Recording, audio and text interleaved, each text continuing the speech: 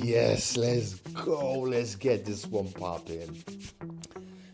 Yes, welcome to the Mile High Hotspur. My name is LeoCoys. I'm an American Tottenham Hotspur fan, and for this video, I'm gonna give you my opinion on the January transfer window. And stick around to the end of the video because I'm gonna give you my favorite of the signings. Yes, my homies, with the transfer window coming to an end, it is now time where we can assess the situation.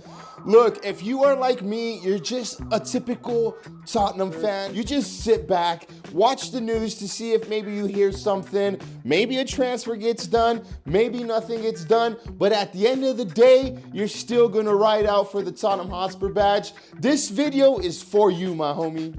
So January came around and Tottenham were one of the quickest teams to get any of the ball moving. We signed Antonin Kinsky. From what I'm seeing, promising talent, looks very well. Of course, there is things that he has to hash out. He has to get accustomed to the speed of the Premier League. I think just from watching him, I could see that he's used to having some more time on the ball and being more comfortable. And it's starting to kind of creep up on him that in the Premier League, you're not going to have that much time. I'm assuming these players that he's playing against now are miles and miles above the talent that he's used to, and it's no go at the players he's been playing against. It's just he's now starting and facing Premier League opposition. But with that being said, I can also say on the flip side that Antonin Kinsky has come in and been a revelation. Forster had just picked up that injury. We were relying on Brandon Austin, and in comes Kinsky, a goalkeeper that we signed literally just out of nowhere. I say he didn't come from nowhere. I'm saying the signing came out of nowhere. And then we kind of follow that up with a whole month of nothing. A whole month of nothing. And this is why I said at the beginning of the video, if you're like me, you're kind of used to this and you just sit back and let the forces at hand just kind of play the situation out. Look, for me, I have no say in what happens at the club. The only thing I can do is, go to the pub and show up and cheer with my mates here in Denver and support my team. However, support the 11 players on the pitch and support the squad, at the end of the day. So I try to stay as tuned into what's going on without getting too caught up with the hype. I don't play too much into these situations where we're rumored, I try not to play into these situations where we are rumored to be getting this player.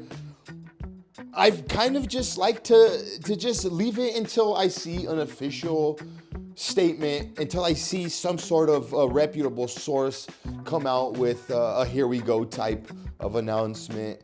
Until then, I pay no attention to the links. So the whole month was, for me, and I'm assuming for yourself, my homie, was just a mental challenge to just kind of stay on the positivity train with Tottenham Hotspur, being as we were coming up to a crucial run of fixtures, i.e. the Liverpool match that we just had, the one that we're going to have, our last match in the Europa League, where we needed to pick up points in order to advance, and we needed to make some sort of changes. If not changes, we needed to make adjustments. We needed to bring in reinforcements. And at this time, it was only Antonin Kinsky. But again, I want to chime in and say that the young man has been definitely pulling his weight and more. So the whole month really just drug on and drug on. Links here and links to this player. But we come down to the nitty gritty. We were linked with, we were linked with Mathys Tel. I hope that's how you say it. Look, for lack of butchering the homie's name, I'm just gonna say the little homie Tel. When we got these links, I didn't play into it. In fact, I'll be the first one to tell you, I wasn't that interested. I honestly didn't even want us to go down that route. simply based on the fact that I was hearing rumors that he had rejected us and wasn't really wanting to, buy into the whole program that we have going on at Spurs. So I said, you know what, if that's the case, then let's just look elsewhere. The fact that we had left it late was already worrying in itself, but we were going after players that kept rejecting us. Tamori was another player that rejected us. I'm probably missing some names. Again, not the place to find your stats, my homies. This is not the place to find your stats. Or for that matter, tactical, analysis. But look, all I know is we needed work to be done. These players were rejecting us. And that's why I said a little bit ago that for me, it was a mental challenge because I'm trying to find ways to stay positive about what's going on. And Tottenham weren't giving me any type of help in doing so. The only help that Tottenham were giving us fans was showing up and winning these games that we literally pulled away winning. That's the best thing Tottenham could have done in this whole situation. If we weren't going to sign any players, then you're forced to just go out there and play with what you have. And Tottenham were doing that, and we were winning games. We won these games that we played against. We won these games that we just had. But reinforcements were needed. And I know, as much as people don't like the man, the homie Daniel Levy pulled some strings out. He pulled some rabbits out of the hat late on. But look, before I jump to the little homie Tel, let's talk about the big homie Danso.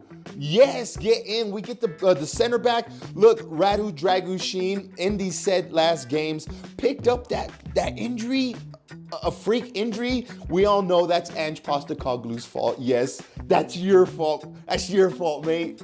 Look, Radu picking up one of these crazy injuries that we've been having all season long.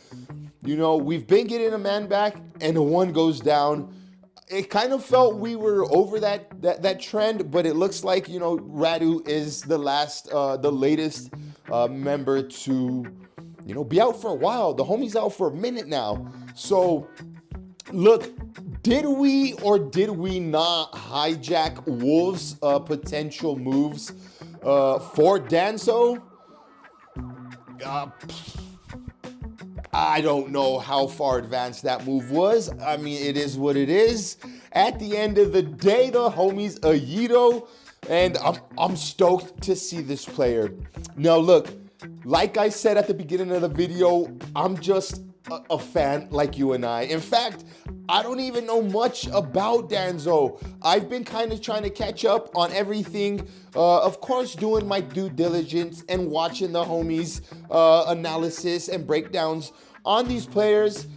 However, if I'm going to look at this with an open mind, if I'm looking at this, from the American fan perspective, now I don't speak for all of us, my homies, I'm saying for mine. Look, we needed emergency cover for a position that's already been massively depleted. We're missing one of our best players, two of our best players, arguably one of our best captains in Cuti Romero, and both of these, and Van de Ven, both of these players are first team center backs that have been missing for a while now. In came Radu Dragushin, who's barely come to the club recently himself. So Tottenham had to make something happen rather quickly. I don't know much about Danso. I'm hearing he adds homegrown quota to the team and something of a club trained homegrown. So if that means anything for you, there you go, my homie. Take that little nugget. But yeah, look, Danso for me looks to be like a big, strong, fast type of defender. That's what we need. But I've heard that he's not the center back that fits Ange's system. But I think that's bullshit. Like, I'm going to really call bullshit on that because I don't think... I'm gonna shoot myself in the foot here. I would have hoped that we've done our research and homework rather quickly and sufficiently enough to say that Danso was the guy that we needed to fill the roles for now. Look, is he the long-term replacement for one of these players? I don't know. I've got no crystal ball, but I do know I'm excited to see our new signing make it the nod against Liverpool on Thursday. If he does, I will be rooting and cheering for the newest player to arrive to don the lily white shirt. So yeah, let's go. And so moving on to the little homie Tel. As I said in the beginning of the video, was he 100% on board from the get-go? It seems he wasn't. It seems the little homie didn't even want to come to Spurs after the first initial talks with Tottenham. I was on somebody's stream. I'm trying to think of whose stream I was on. When I seen in the stream that they said it was official, I then had to check it out, and damn it was official, my homies. We lured the young homie to Tottenham. Is it for the rest of the season? Is it something that has an obligation? I guess we'll just have to wait and see.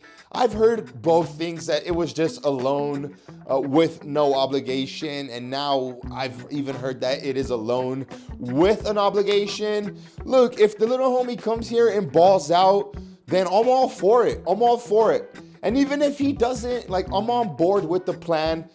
He seems to be one of these players that's highly regarded as one of the next big talents in Europe.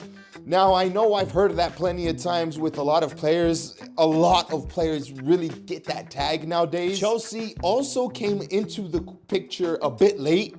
I think Ali Gold said that they tried to make a move for him when they found out he was on his way to London. Typical from you Chelsea wankers.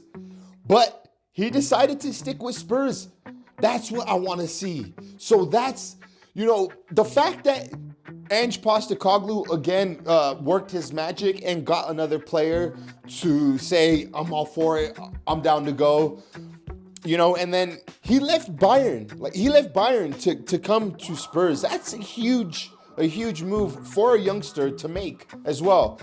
Big statement for both sides, player and Spurs, in my opinion. A lot of people, both Spurs fans and non-Spurs fans, say this move has the potential to be a good move. I'm excited to see what all three of these new players have to offer. Out of the three, I think Danso's gonna step in and hopefully make the biggest impact. I think we need him a bit more to step into that role right now. But who knows? Who knows? I could be wrong. And either way, maybe the young homie steps in, the little homie comes in and balls out. You know, maybe this is the move that a player like Tel needs to flourish. You know, he's used to playing against top quality opponents. Look, the players in Ligue 1, I know it's referred to as a farmers league, but they're professionals who have earned the right to play in a top tier league. And of course, they're gonna ball out as well. So yeah, I'm all for it. Antonin Kinsky has already shown what he can do, and he's shown that he definitely is a player that has potential. Are all three of these players something for the future? Let me know down in the comments. But I really want to know, out of these three players, Antonin Kinsky, Danso, and Tel, which one are you most excited to see? Let me know down in the comments. Don't forget to check out my latest match day vlog from Esther's. Come on, you Spurs!